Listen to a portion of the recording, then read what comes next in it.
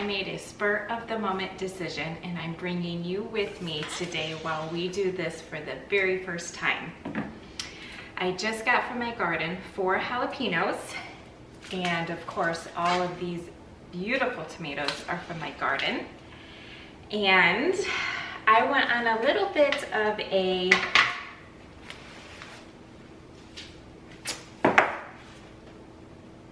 journey. I was looking for a recipe that I used when I made pepper jelly. I'm going to be doing that sometime today, hopefully. But when I went to look for that recipe, I came across another recipe and I thought, you know what? Let's do it. Let's do it today because these tomatoes are staring at me on my tomato table, and I figured instead of putting these in the freezer to make sauce or something from it later on, I will use it right now to preserve it in a different way. So I am happy that you came here today. I'm Angela. This is Angela's Pantry Obsession, and we're in the kitchen stocking the pantry for winter. I was looking through this cookbook, Not Your Mama's Canning Book.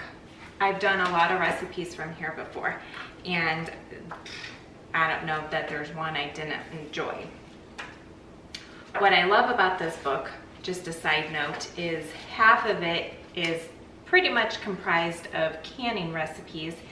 The other half then is recipes to then use the item you just canned, which is incredibly helpful because sometimes people get stuck, like, okay, so now I have it on my shelf, what do I do with it? How do I use it? So this is kind of like a 2-in-1. Really highly recommend this book. The author is Rebecca Lindamood. So highly recommend that. I got it years ago. You probably could find it on Amazon, I would imagine. So what are we doing today? I've never made this before, and it isn't incredibly difficult to make from scratch, but the whole point of my pantry, the way it serves my needs, is to be able to crack something open and have it at that very moment. I can go and get, all the ingredients all day long to make whatever I want, but sometimes the issue is I just don't want to stand over the stove and cook everything homemade from scratch, but I still want it homemade. That's where my canning comes into play. So much like people like to do a big cooking day and do freezer meals.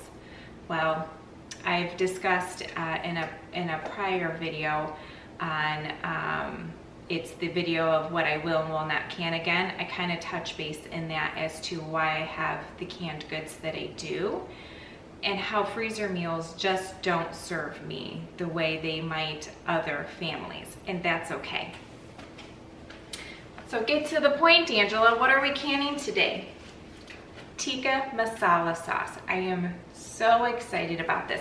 I'm just doing whatever the one recipe batch calls for, which says we're going to be making 6 pints.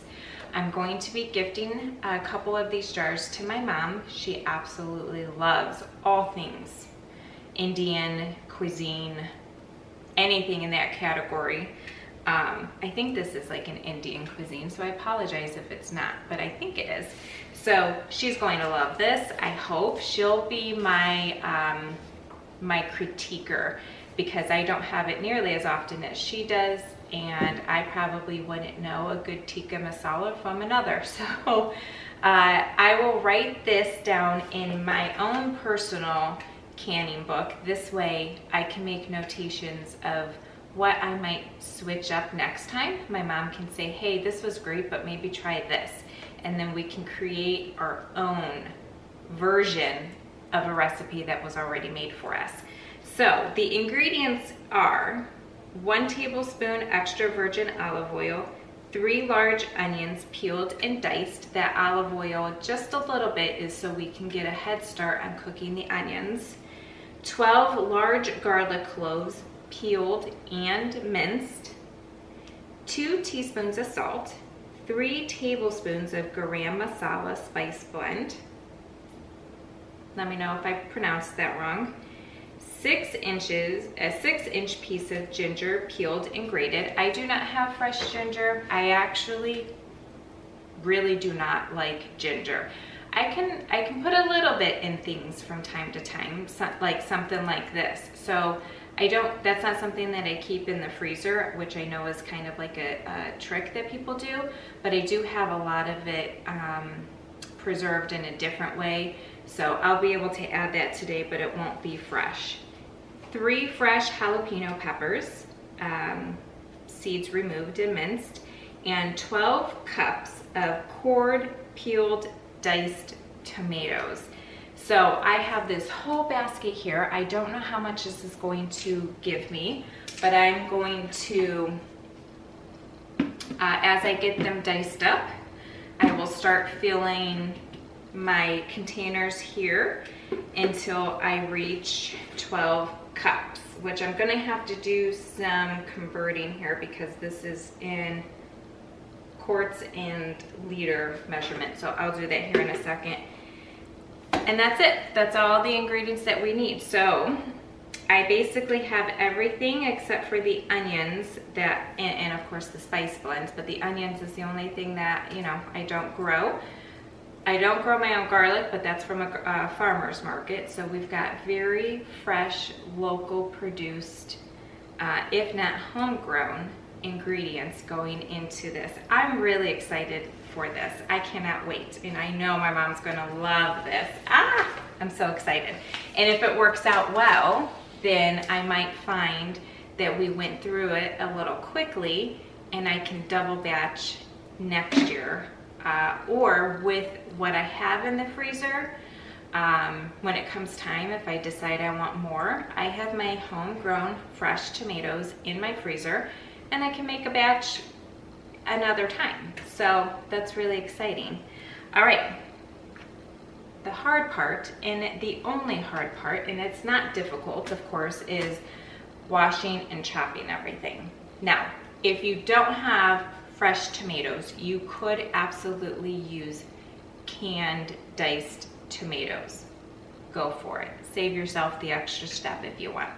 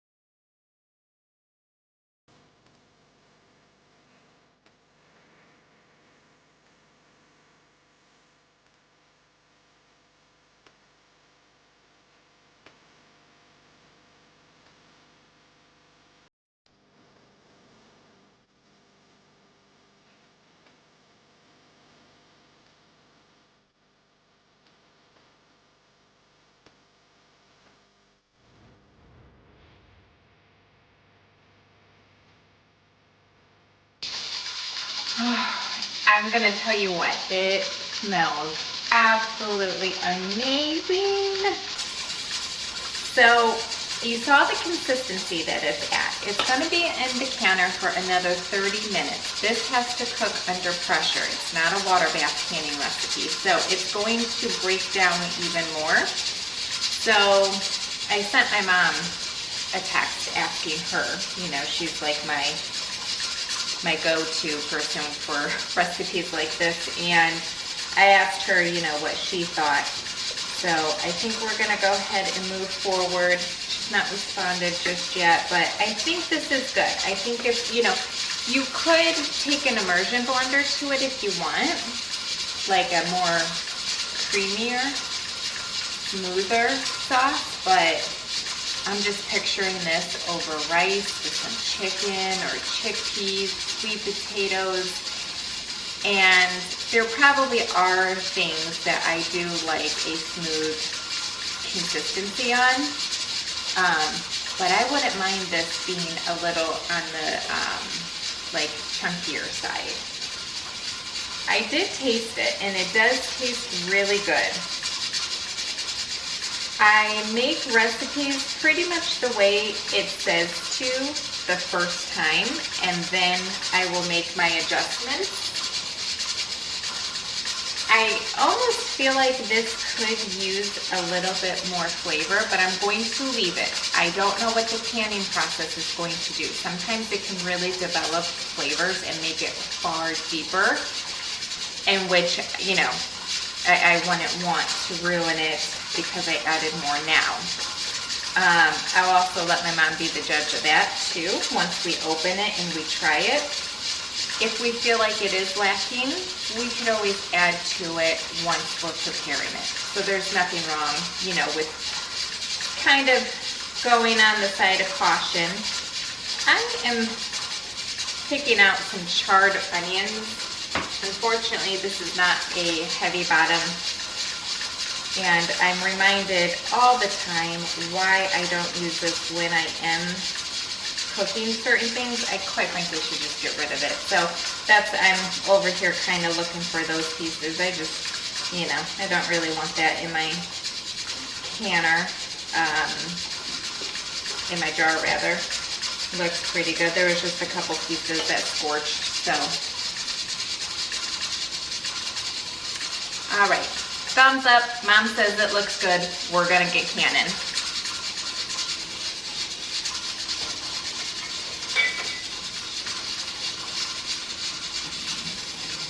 Very busy in the kitchen today. You can hear a canner going behind me. That is my taco soup. All right, very hot jars, very hot product. Canner, of course, is hot. That's where I'm pulling the jars from. So we're just gonna get this ladled up.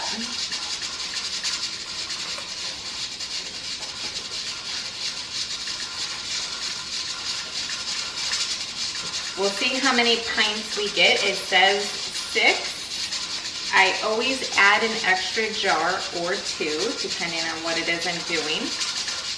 So we'll see how many we actually get. I wouldn't be sad if we got an extra jar. I did only prepare 1 jar though, so I'm hoping, as much as I would like more, I'm kind of hoping I don't, because I can't unfortunately just wash a jar and add to it, because the jar really has to be hot.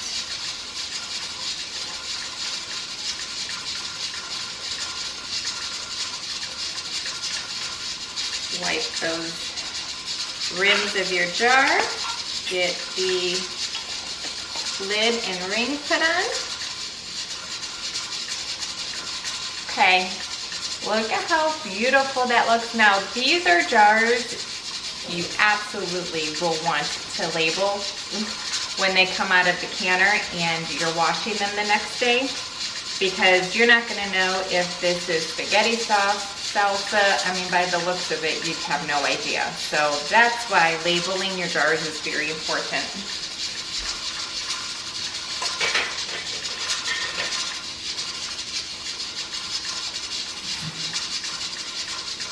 So this is going to process for 30 minutes.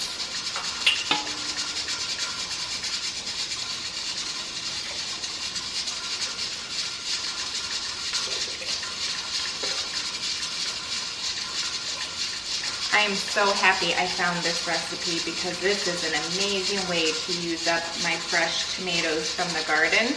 I don't mind putting them in the freezer to use, you know, for my sauce and stuff, but I absolutely also don't mind finding new ways to preserve them in a different way. So I love that. I kind of forgot that I wanted to do slightly under an inch headspace. So these first 2 jars will be a good indicator if that was necessary or not, because tomato products sometimes siphon more than other products in the pressure canner. When I'm water bathing, I don't tend to have that problem.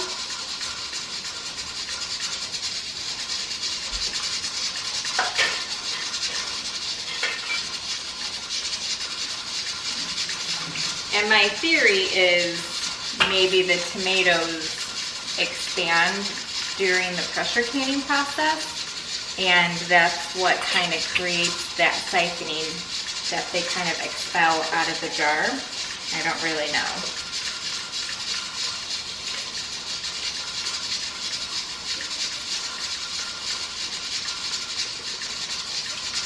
I can really see the bits of garlic that I have in there. The onions I leave at a pretty decent size because, again, sometimes I like to see what's in my food. I don't always want it like pureed up.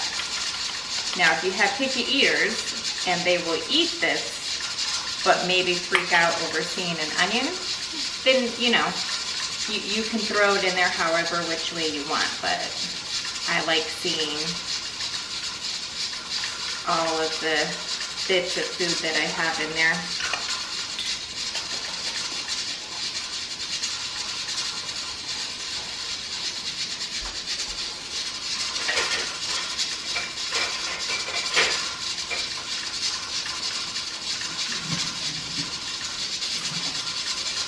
I got 4 jars filled already, and it's looking like it might be a good 6.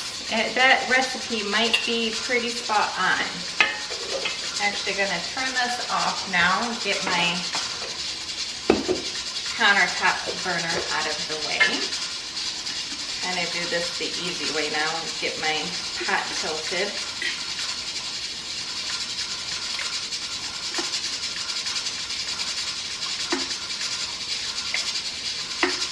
You know,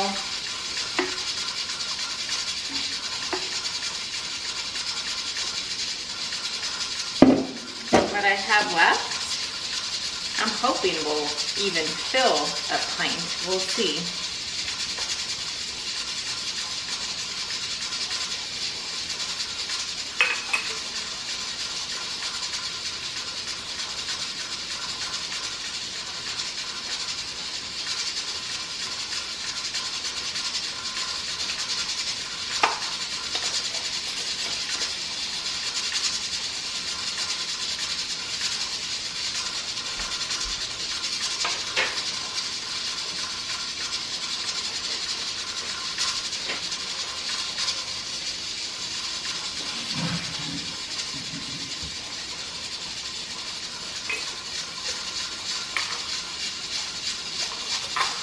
Some of these old ball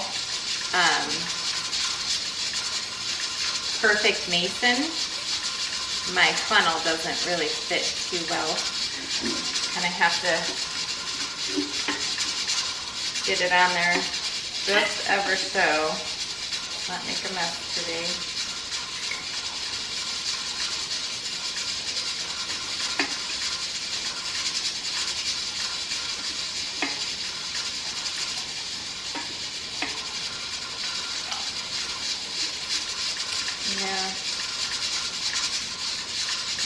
See the bottom of my pot, I apologize.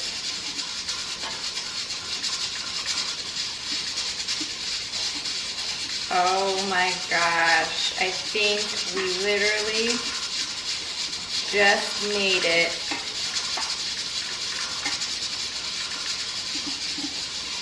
to 6 pints.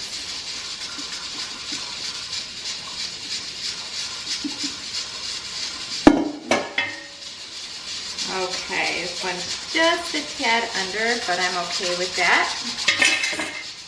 Get my jar cleaned up here. That one made a mess.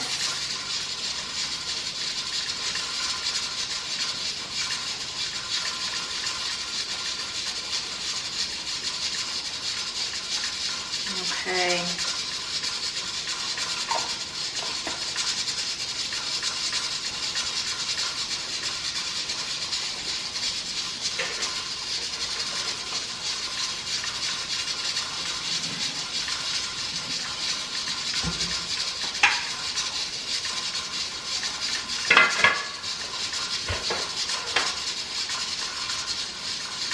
Get your lid locked on, temperature up, and now we're gonna wait for that steam to come out fast and furious, and then we'll start our 10-minute timer to build up pressure. The pressure has come down, and I took the jiggler off. I let it sit for about 10 minutes. I'm now going to crack open my canner, let the steam escape, but I'm going to set that lid on top of my canner, kind of just straddling, if you will, allowing more steam to come out. This will help introduce my kitchen temperature into the canner where it is incredibly hot. Because it's a tomato-based product especially, I want to be very slow and methodical with everything that I do. Siphoning tends to really happen with tomato products. I think they just, when they're hot, I think it just expands quite a bit compared to some other type of foods that we can. So I'm gonna take this really slow. I'm not gonna be in a rush. This way I get the best outcome.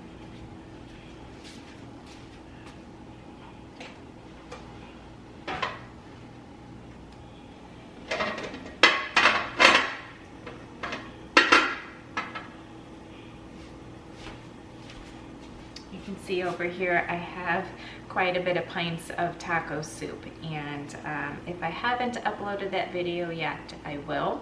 I hope you check it out.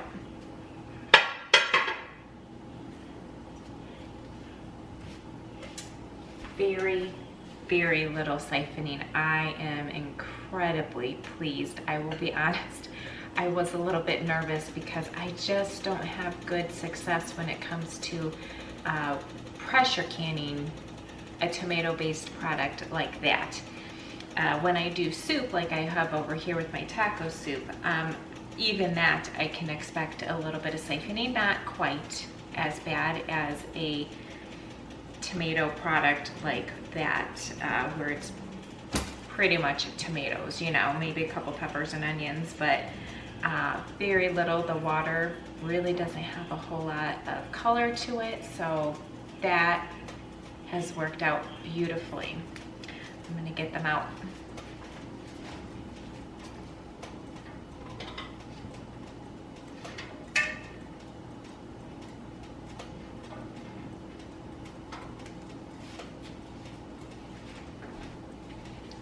Smells so good.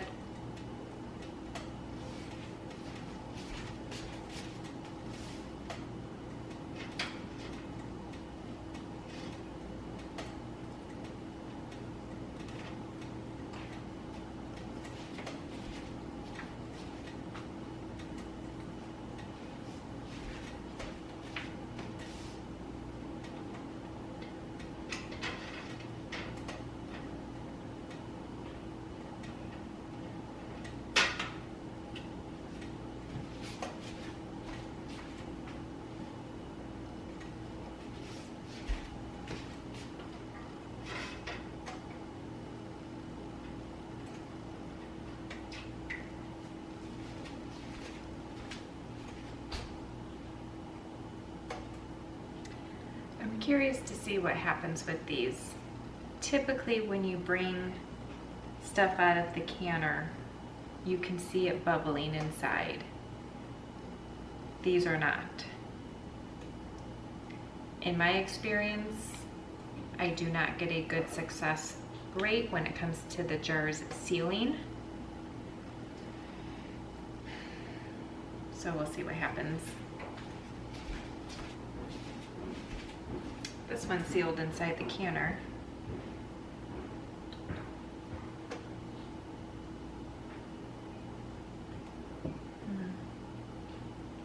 Well, there you have it. 6 pints of tikka masala. I'll bring you back when we open it and give it a taste test. I'll see you next time. Well, it's the future coming to talk to you. First, I apologize. I have the dishwasher running in the background, so I hope I'm going to be heard okay. Tikka masala. I ended the video thinking I was going to close it out, move on to the next, right? I made a mention that my jars didn't seem very active, and I was questioning if I was gonna get a good seal rate. And I wanted to come back and share my experience because, again, sometimes it doesn't matter how long you've been canning, you sometimes have things that go wrong, you know? And so I wanted to share the good, the bad, the ugly. I had 2 out of my 6 jars seal. These ones are sealed, okay? I had 4 jars that did not. There are some things you need to question when you have such a failed batch like this. So I went through my mind, of course, of, you know, what could have went wrong, because you don't want to go through all of this work and effort and sometimes cost to not have your jars sealed. The point is to create a shelf-stable jar, shelf-stable food. I want to put this in my pantry and wait for it, have it wait on me for when I need it. Because they did not seal, I had 2 options. I could use it up soon, depending on what it is. I could take it out of the jars and put it in a, you know, a bag, a freezer bag, and freeze it. Or the third option is to reprocess. Depending on what you are canning, sometimes reprocessing isn't the answer, which is why you really need to figure out what went wrong. If this were meat, it would not be reprocessed. If it were beans, I would not reprocess it. There are very little occurrences that I would choose to reprocess my jars. This particular type of recipe, however, that is the option I'm going to choose today. We discussed how the consistency, you know, do I need it more broken down? Do we want it a little bit more chunkier? If I reprocess this, I don't mind if it continues to break down a little bit and get a little bit more of a smoother sauce. So this is a scenario I would be okay with reprocessing my jars. So what does that look like? Well, I'm going to open all of these and I'm gonna put them into a pot. I'm actually making another batch. And so this will warm up with the fresh batch that I'm going to do. I will have fresh jars, fresh everything, and reprocess my batch in the new batch that I'm making. If I was not making a new batch, of course, I could just heat them up, you know, in just however many jars it ends up creating again, then I'll process those. But I wanted to make another batch. Now, what went wrong? Okay, so we discussed siphoning in almost every single one of my canning videos because sometimes you can't prevent siphoning, but you can do a lot to minimize it. if not mostly prevent it. I struggle with one food item that there's been a small handful of times where I'm like, oh, I can't believe I didn't get any siphoning, with pressure canning anyhow. So I think we've talked about this with this very particular recipe with tomato products. I experience a lot of siphoning with tomato products. Interestingly enough, and I'm going to start showing the inside of my canner when I'm done pulling the jars out, because I did not experience hardly any siphoning with this project. And so I really thought I was going to have a very decent seal rate, and there was just a little bit, you know, I could tell at least one jar had maybe siphoned a little. But for 4 jars to not seal, I really don't feel like I can chalk it up to siphoning issues. So what are my other problems then? Well, when it comes time for me to edit this video and upload it for you to watch, I will look to see if maybe my process went wrong. Did I not properly wipe the rims of my jar? Fingertip tight with the rings. I feel like as long as I've been canning, I don't know that I can contribute that to being the issue.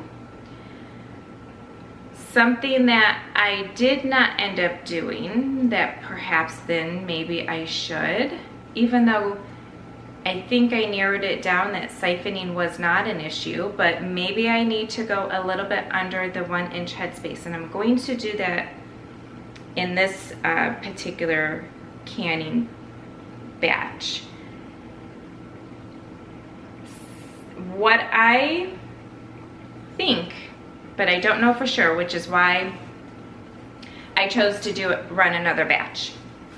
I'm wondering if it isn't the lids that I used. And it's not that I don't want to blame it on, you know, human error. I certainly could be the problem. So, you know, but I really am questioning if it's the lids, and here's why. I used ball lids for this canning, okay? So far at the beginning of this canning season, I have been using 4 jars. I'm not sponsored. I know a lot of content creators on here are, but I certainly am not. And I did not start trying them until towards the end of last harvest season. I had purchased 1 box and I enjoyed them, so I purchased more for this season. It wasn't long ago that there were content creators sharing their experience with the ball lids. And a lot of people were saying that they are starting to see failures at a rate that they've not experienced since maybe they were beginner canners. And I certainly would have, you know, a one here or there. So I got to thinking about it. This is the only batch that I can think of, and I'm gonna go back and look at everything I've canned so far, but I'm pretty sure this is the only batch that I pulled out my ball lids for, because I ran out of my 4 jars lids for my regular size jars. I only have wide mouth left. And I wasn't going to repurchase because I put an Azure order through and I ordered a ton of Superb lids because I like that brand too. Back during the pandemic, you may be aware, you may not, depending on where you're at in your canning journey, but it was really difficult to find canning supplies. Various reasons went into that, and they weren't the only people, of course, experiencing that, but it was thought that perhaps maybe the reason why everyone was not enjoying the ball brand lids after a while was because they ended up pushing out this mass amount in a short little bit of time because they realized there was this panic going on. People were out looking for lids and couldn't find them. And so I'm wondering if, because I don't need to buy lids very often, I purchased the one last year and a couple balls, like boxes. I didn't even do a large quantity. And now this year I'm doing kind of a mass quantity to get me through probably next year and the year after that. I'm wondering if the batch that I'm using was the batch that was then released during that time, because everything I was using during all of that I had already had on my, in my stock. So what I decided to do today is I'm going to, like I said, redo my jars, make another batch. I'm going to use wide mouth jars so that I can use wide mouth 4 jars lids. When I see what my success rate is with that, because I'm not theoretically doing anything different, I'm processing my jars just the way I do every time with whatever it is I'm canning.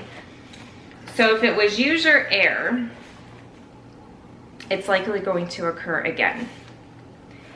If it was the lid, then I'm thinking I should get a better success rate. And what I will do, because I only have maybe 2 boxes more of the regular size jars, I have quite a bit of boxes of my wide. And I'm wondering if there's some sort of a code on there or something I can see when they were manufactured.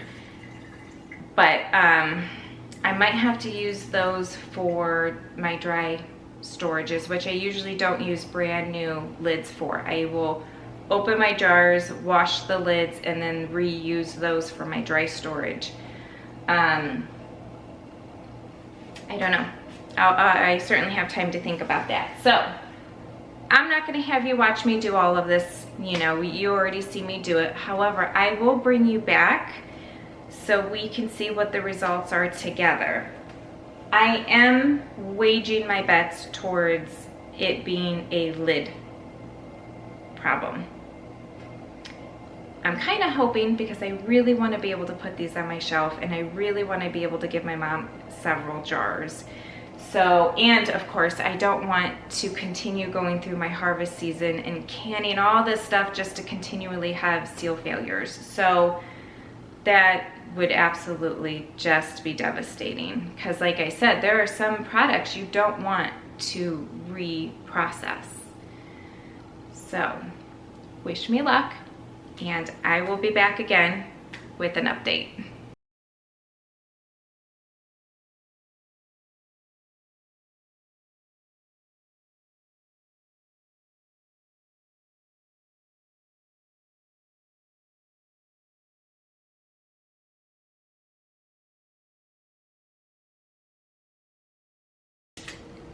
It's the next morning, and my 4 jars lid versus the ball